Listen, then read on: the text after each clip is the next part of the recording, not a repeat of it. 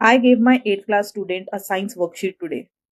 Final exams चल रही हैं तो revisions हो रही हैं and the worksheet contain all type of questions. Match the following, true and false, fill in the blanks, MCQs, short answers, long answers, all of them. Especially crosswords, unscramble the jumble words and all the small activities. And the student knew all the answers. Like he solved all the worksheet except for the match the following, unscramble the jumble words and crosswords.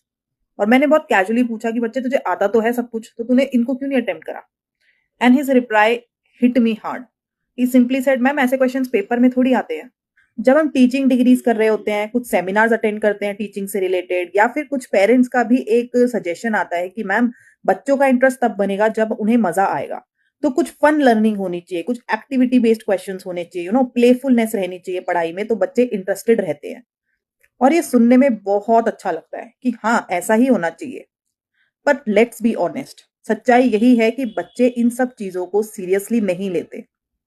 Not because they are careless, but they do not see the value in something which does not convert into marks. हम लोग कितना भी ये fun learning को romanticise कर ले, पर सच्चाई यही है कि बच्चे आज की डेट में बहुत हाइपर फोकस्ड हो गए हैं आउटकम्स के ऊपर. अगर ये एग्जाम में नहीं आएगा तो ये प्रायोरिटी ही नहीं है. और हम उन्हें ब्लेम नहीं कर सकते, बचपन से हमारे सिस्टम ने उन्हें मार्क्स ओरिएंटेड बनने के लिए ही कंडीशन किया है.